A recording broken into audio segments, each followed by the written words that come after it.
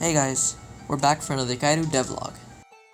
For those that are unaware, we're basically making a roguelike game about samurai frogs trying to fight off hordes of insects and occasionally running into boss battles along the way.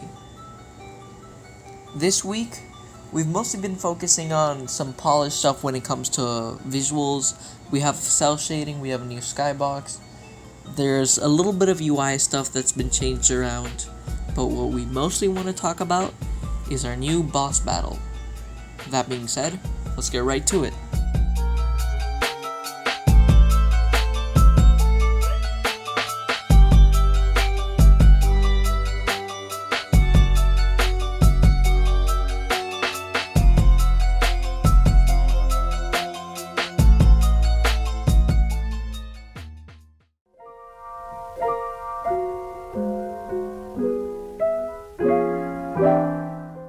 We want 3 things by next week.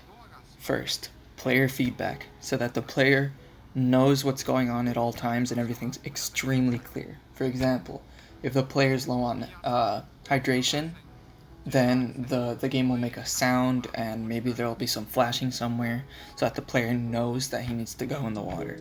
And that's one thing that we actually have to work on right now. Okay. Number 2, a good boss fight. So that's pretty obvious. That's the climax of the level, and it's sort of the end of a small arc, of a small 6-7 minute arc of the level. The first thing I'm going to work on is player feedback, so that everything is extremely clear for the player. So the first thing I did today is make a new player spawning system. So a couple features to show. The player can spawn in any position in player spawns, and it chooses these randomly. Right now there's 2. One is here, that's sort of on the shore of the island, and the other position is here. The other really annoying and uninteresting thing that I had to do was create the system that moves a player between levels. So essentially I'll have the player be loaded and instanced if it's the first time that, if the game just started essentially. Otherwise, we're gonna go to this function in here. If the player enters a door or an exit to the level, then we'll remove him, and from the tree, change the scene, and when the level is reloaded, we'll go into this else statement because there's a reference to the player in global, and we'll add the child back into the tree.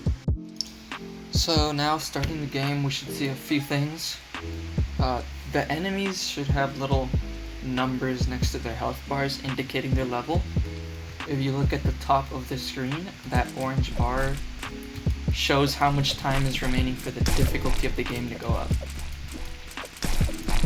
Those giant numbers that you're seeing there are damage numbers. They're not working properly. My bad about that. Beyond that, you'll see every so often the player is shown to level up by a cloud of like bluish smoke. I'm just gonna go collect some items because I'm getting whooped. So you'll see that all the enemies, they have 1s next to their health bars. Yeah, that shows that they're level 1. And there's obviously a few glitches still going on, but just watch now as when the enemies level up, this should be in effect. There, see, so they all had the red particle effect go up. It was kind of subtle, so I might make it bigger. And there was a big sound effect, which is the sound of however many, like 20-30 enemies leveling up at once. So yeah, that's what we got. Currently, I'm working on the particles for the enemy leveling up.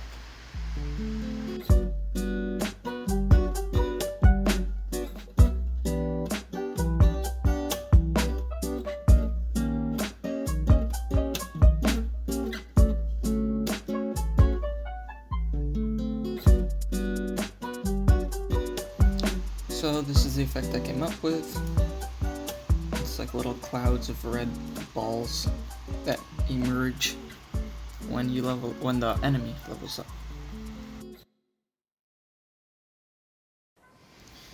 So I've added a couple things that I think give the game a much more polish. So the first is I've spruced up the menu a little bit. We have these floating barrels, which are nice touch. The water looks pretty, the sky, everything. And when you hit play, you get a loading screen instead of the screen just freezing. Fades in and then it fades out. See? So I think that's looking pretty nice. The loading screen will also come out when you're transitioning between levels. So I took a slight detour right before implementing the boss. I've changed the way we shade the characters, so now it's cell shaded, and as you can see here, I've added a basic procedural sky. No clouds just yet, but I'm planning on adding those. So we have a procedural sky, just using the standard Godot stuff, and in a little bit you'll see the enemies spawn, and you'll see that they're now cell shaded rather than unshaded like our character here. There. So other than the ant, just as a point of comparison, you can see that there's some shading on the fly and on the cricket, and they seem sort of like they fit in more with the lighting rather than the ant, which seems a little bit out of place. That was kind of annoying to set up. I had to write a custom shader and a custom import script, which I'll show in a second. So this is the cell shade script that I came up with. So you add this when you're importing a mesh as a GLB. For example, our monkey mesh, which is Baron Simon Final. You have a parameter here in the import tab that says custom script. You just place the script in there, and important things to note are that and this is all in the Godot docs, but the script needs to have a tool. It needs to extend editor scene post import, and inside the post import function you can mess around with the parameters however you'd like, and it'll automatically re-import everything as you want it.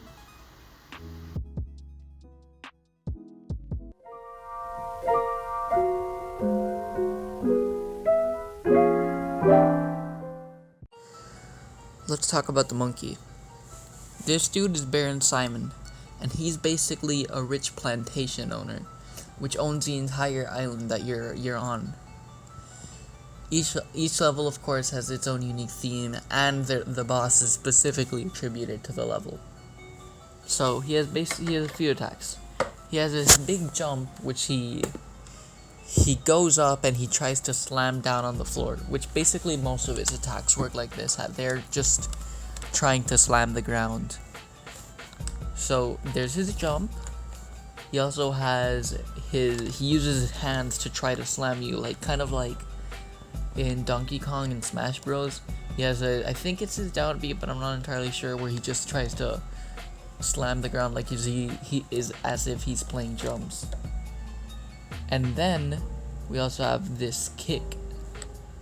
His kick is the only not slamming one, but it'll probably knock you back. So, and also remember, this guy is 3 to 4 times the size of the player, so a lot of these attacks are slow, but because he's so big, they might be harder to deal with. Today's a big day because I'm gonna start working on the boss fight. So I'm gonna import our monkey friend in, and I'm gonna set up all the materials, and then I'm gonna set up the AI so that when you go into the boss room, you actually have a boss to fight. Okay, so we have the beginnings of a boss fight here.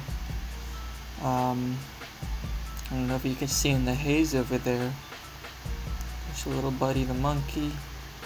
He runs down the stairs as soon as he sees you. I just realized the health bar is not where it should be. He can jump at you from far away. His normal basic move is to slam the ground like so. Going between his legs works quite well to dodge it. He does quite a bit of damage, but he does miss his attacks a lot. I made his rotation speed be quite slow. Obviously, there's a lot of fiddling that needs to be done here. I don't like how he's just rotating without moving his legs and whatnot, but it's the start of something.